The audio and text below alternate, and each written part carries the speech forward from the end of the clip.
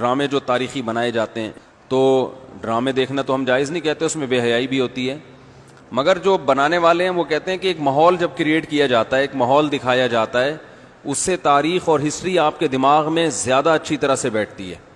تو Tayyip Erdogan نے drama بنایا نا، ارطغرل بڑا مشہور ڈرامہ چل رہا ہے، بہت دنیا دیکھ رہی ہے، تو میں ڈراموں کو جائز نہیں کہتا، لیکن جو لوگ فلمیں دیکھ رہے ہیں پہلے سے بے حیائی کے کاموں میں پڑے ہوئے ہیں اور غلط غلط چیزیں دیکھ رہے ہیں، تو ہم ان کو کم از کم یہ مشورہ دیتے ہیں کہ یار انڈین فلمیں دیکھنے سے بہتر ہے یہ جو آج کل وہ ڈرامے جو ہمارے فیملی سسٹم کو تباہ و برباد کر رہے ہیں، جب تم نے دیکھنا ہی ہے تو کم از کم ایک کم درجے پر آ جاؤ نا، اس کو دیکھ لو، تو اس سے تو پھر بھی بہتر ہے کہ کم از کم تمہیں ہسٹری تو پتہ چلے گی، کم از کم تمہیں یہ تو پتہ چلے گا مسلمانوں کی تاریخ کیا تھی۔ اور ایسے صرف دعاؤں سے کام نہیں بنا، انہوں نے بڑی بڑی قربانیاں دی ہیں۔ سلطان محمد فاتح نے بہت بڑی قربانی دے کے قسطنطینیہ فتح کیا تھا، دنیا کی سب سے بڑی توپ بنائی تھی اس نے، اور آج ہماری صرف باتیں توپ ہیں، باتیں ایسی کریں گے جیسے بہت بڑی توپ ہیں ہم، کوئی عمل ہمارے کیا ہیں زیرو، نہ سائنس میں آگے، نہ ٹیکنالوجی میں آگے، نہ مذہب میں آگے۔ وہ ٹیکنالوجی کی دنیا میں بہت آگے تھے، سائنس کی دنیا میں بہت آگے تھے۔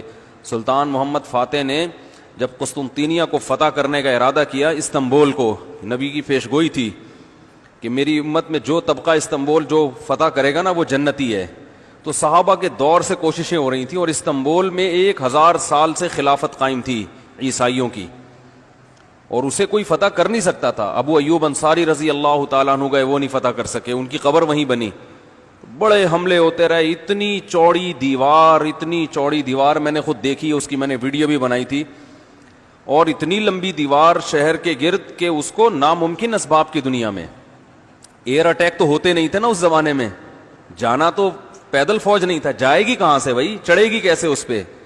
سیڑھیاں لگا کے جو چڑھتے تو اوپر انہوں نے گرم تیل گرم ہوتا تھا، اس کے دیگ رکھے ہوئے ہوتے تھے، تو وہ دیگ الٹتے تھے تیل ڈال کے، کوئی چڑھ نہیں سکتا تھا، بہت زبردست ڈیفنس تھا، کوئی میلی آنکھ اٹھا کے دیکھ نہیں سکتا تھا، اور جتنی لڑائیاں ہوئی سب ناکام ہوئی تھیں۔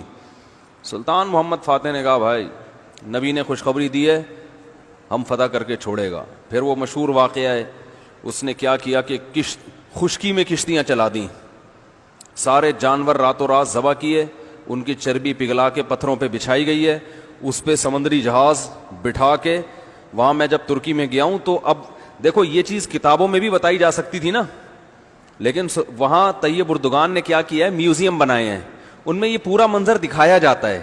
خدا کی قسم ایسا ایمان بڑھتا ہے کہ چیخیں مارنے کا دل کرتا ہے، ایسی جو علماء بھی گئے ہیں نا، بنوری ٹاؤن کے ایک شیخ الحدیث گئے تھے، وہ کسی نے بتایا وہ رو رہے تھے چیخیں مار مار کے، جو جاتا ہے یہ منظر ہوتا ہے، وہ جب دکھاتے ہیں نا اپنی آنکھوں سے، بھائی کیا منظر، اور کیسے وہ کشتیوں کو راتوں رات خشکی پہ لے کے چلے ہیں، اور خشکی پہ لے جا کے پیچھے سمندر میں اتارا، اور سامنے سے بھی اٹیک اور پیچھے سے بھی اٹیک۔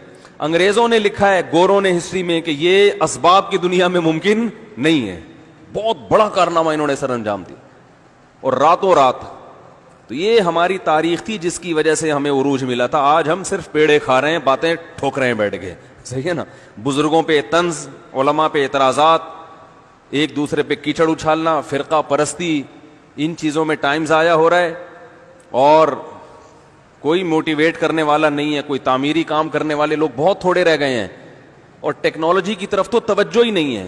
یونیورسٹی میں جو لڑکا مذہب پہ چلتا ہے، سب کی بات نہیں کر رہا، ایجوکیشن میں سب سے پیچھے وہی ہوتا ہے عام طور پہ، اسی کی شکایتیں آ رہی ہوتی ہیں، یہ چونکہ نمازی ہے لہذا نمبر سب سے کم اس کے آتے ہیں۔ نمازی کے نمبر تو زیادہ آنے چاہیے بھائی، جو تبلیغ میں وقت لگاتا ہے اس کو تو ایجوکیشن میں زیادہ آگے ہونا چاہیے، یہ تو ہمارے مذہب کا حصہ ہے۔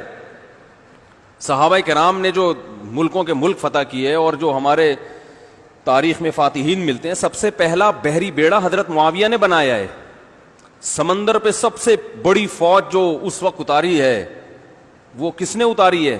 حضرت معاویہ رضی اللہ تعالی عنہ نے، اور نبی نے پیشگوئیاں سنا دی تھی پہلے کہ سمندر کی لڑائی ہوگی، اس میں جو شہید ہوگا اسے میں جنت کی خوشخبری دیتا ہوں، اور آپ صلی اللہ علیہ وسلم نے سمندر میں شہید ہونے والے کو زیادہ بڑا شہادت کا درجہ عطا فرمایا۔ میں نے تو سمندری لڑائی کے فضائل پر احادیث جمع کی تھیں. ایک میرا بیان ٹوٹلی اسی پر ہوا تھا کہ سمندری لڑائی کتنی اہم ہے.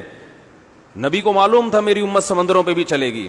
سمندر پہ چلنا ٹیکنالوجی کے بغیر ممکن ہے کیا؟ پھٹے لگا کے بیٹھ جاؤ گے اس پہ کہ ملاحوں کو بلاؤ گے یار تم مچھلیاں پکڑتے ہو دو چار پھٹے یہاں بھی, او بھائی لڑنا ہے اس پہ تو سامنے والا بھی لڑے گا. تو نبی صلی اللہ علیہ وسلم نے فرمایا جو سمندری لڑائی ہے, جو شخص سمندر پہ جہاد کرے گا اس کے جو چکر آئیں گے نا اس پہ بھی اللہ اس کو اجر دے گا. بڑی خوشخبری ہیں اس کے گناہوں کی معافی کی, کیونکہ آپ کو پتا تھا کہ امت جب تک سمندر پہ کو فتح نہیں کرے گی اور سمندر پہ سفر نہیں کرے گی یہ اس دنیا پہ حکومت نہیں کر سکتی.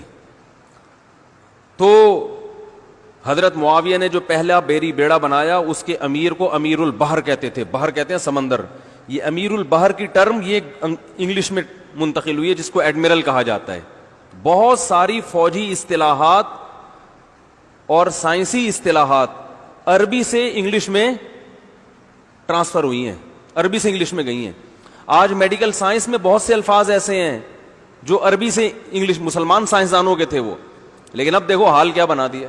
ایک نمبر کے سست نمازیوں کی حالت تو دیکھ لو جا کے. سب سے سست ترین جو ہوگا وہ دیندار بنا ہوا ہوگا. سب کی بات نہیں کر رہا, ڈاکٹروں میں ہم نے بڑے اچھے اچھے دیندار دیکھے ہیں, سائنسدانوں میں, ایٹمی سائنسدانوں میں تو دیندار زیادہ ہیں الحمدللہ, لیکن میجورٹی کی بات کر رہا ہوں کہ پتہ نہیں کہ ہمارے ذہن میں یہ کچھ ایسا کسی نے, شیطان نے بات ڈال دی ہے کہ ہم نے صرف جو ہے ایک طرف کو فوکس کیا ہوا ہے, دوسری طرف کو ہم نے بالکل نظر انداز کر دیا ہے. تو بھائی جس طرح سے دین کی تعلیم انتہائی ضروری ہے, اس کی کوئی اس کی اہمیت کی کمی کا انکار نہیں کر سکتا. انگریز جو تباہ ہو گئے نا, فیملی سسٹم تباہ ہو گیا, زنا معاشرے میں پھیل گیا, والدین اولڈ ہوم میں, وہ وجہ کیا؟ مذہب نہیں ہے نا, مذہبی تعلیم نہیں ہے. لیکن ہم جو معاشی لحاظ سے تباہ ہو گئے اور ترقی میں پیچھے رہ گئے, وجہ کیا ہے؟ مادے پہ محنت نہیں کی ہے. تو دونوں محنتیں ضروری ہیں. داؤد علیہ السلام کو روحانی ترقی بھی ملی اور اللہ نے آپ کے ہاتھ میں لوہا بھی پگھلایا. کیوں پگھلایا؟ تاکہ لڑیں, کیونکہ صرف نمازوں سے لڑائی ممکن نہیں ہے. ذکر کرتے تھے نا داؤد علیہ السلام, چاروں طرف سے پرندے جمع ہو جاتے تھے, ایسی خوبصورت آواز میں تلاوت کرتے تھے, ذکر کرتے تھے. وَالطَّيْرَ مَحْشُورَةً كُلٌّ لَهُ أَوَّابٌ, قرآن کہہ رہے پرندے, اور یا جبال اوبی ماہو والطیر. جب اللہ کا ذکر کر رہے ہیں پہاڑوں سے بھی لا الہ الا اللہ کی آوازیں آتی. یہ ذکر تھا, لڑنے کے لیے یہ نہیں ہے کہ اے داؤد ہم نے آپ کو ذکر بھی دیا اور آپ جو ہے روزے بھی رکھتے ہیں اور تہجد بھی پڑھتے ہیں, لہذا اب آپ کو تو اسلحہ بنانے کی ضرورت نہیں ہے, ویسے ہی فتح ہو جائے گی ایمان کی طاقت سے. نا نا نا نا نا, زرہیں بناؤ, قدر فی السرد, صحیح ہے نا, کڑیاں بناؤ, فوج تیار کرو. لڑائی کے لیے اصول بولتے کیوں نہیں بھائی, کچھ اور ہیں. تو دونوں چیزیں نہیں ہیں. داؤد علیہ السلام, سلیمان علیہ السلام کے گھوڑے بھی تو تھے, انہیں کیا ضرورت تھی گھوڑوں کی بھائی؟ کہتے میں اللہ کا اتنا عبادت گزار ہوں, میں اسباب اور وسائل کیوں, میں مصلی بچھاؤں گا, دعا مانگوں گا, ملک فتح ہو جائے گا. او بھائی گھوڑے رکھے ہوئے ہیں, صحیح ہے نا. ان کو پیار کرتے تھے گھوڑوں کو, کیونکہ اس زمانے میں گھوڑا اور ٹینک برابر تھے, بلکہ ہوائی جہاز تھا گھوڑا اس زمانے میں. تو جنگیں گھوڑوں کے بغیر نہیں ہوتی تھی, گھوڑے تیار کیے ہوئے ہیں. تو لڑے ہیں وہ لوگ اور اسباب اور وسائل اختیار کیے ہیں. آج ہم پیڑے کھانے والی باتیں کرتے ہیں اور پیڑے کھا رہے ہیں بیٹھ کے, اور سمجھتے ہیں کہ بس یہ قرآن خوانیوں سے اور آیت کریمہ سے مسائل کیا ہو جائیں گے حل. تو یہ بھی ضروری ہے بھائی, وہ بھی ضروری ہے. تو میں بتا رہا تھا کہ وہ جو ڈرامے کی بات کر رہا تھا, تو ماحول بنانا پڑتا ہے نا. تو طیب اردگان نے کیا کیا کہ کیونکہ جو لبرل لوگ ہیں وہ ایسے ڈرامے, ایسی فلمیں بنا بنا کے نا نوجوان نسل کا دماغ خراب کر دیا انہوں نے. اتنا دیکھو, اب محمد بن قاسم کو بھی لوگوں نے ڈاکو کہنا شروع کر دیا ہے, معاذ اللہ. وہ شخص جو سندھ میں اسلام لانے کا ذریعہ بنا, اگر وہ ڈاکو تھا تو اس سندھ میں اسلام کون لے کر آیا؟ انگریز کہے گا تمہارے تو اسلام, جو بر صغیر میں اسلام آیا سندھ کے راستے سے, سندھ کو تبھی باب الاسلام کہا جاتا ہے نا. بر صغیر میں اسلام کہاں سے آیا ہے؟ سندھ کے راستے سے. پھر پورے انڈیا میں بھی پھیل گیا اور بنگلہ دیش, برما, کہاں کہاں تک پھیلا ہے. تو انٹری جو ہوئی ہے محمد بن قاسم کے ذریعے ہوئی ہے. پروپیگنڈا دیکھو, وہ بھی چور, وہ بھی معاذ اللہ وہ بھی ڈاکو, محمود غزنوی بھی ڈاکو. وجہ کیا ہے؟ جس کے ہاتھ میں میڈیا ہوگا نا چلے گی اور سنی اسی کی جائے گی, آپ جو کچھ بنا کے پیش کر دیں.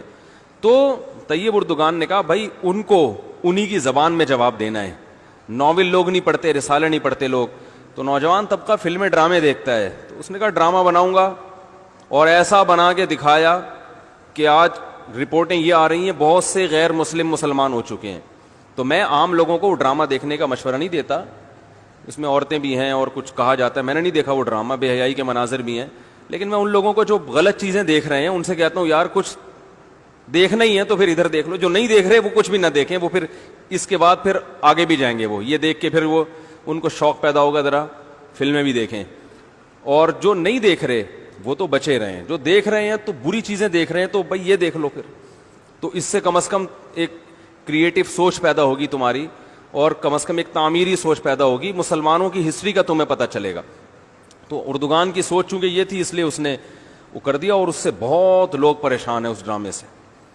یعنی اس سے جو اسلام دشمن قوتیں پوری دنیا میں پابندی لگانے کی کوشش میں لگی ہوئی ہیں. ابن تیمیہ رحمہ اللہ کا قول ہے نا, تمہیں باطل کی پہچان نہ ہو نا کہ حق کیا ہے اور باطل کیا ہے, تو دیکھ لو باطل کے تیروں کا رخ کس طرف ہے.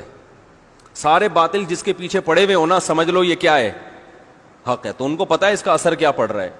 تو ماحول جو کریٹ کیا جاتا ہے, ماحول ایک قائم کیا جاتا ہے, اس سے جو لیسن ملتا ہے وہ ویسے زبانی سمجھانے سے نہیں ملتا.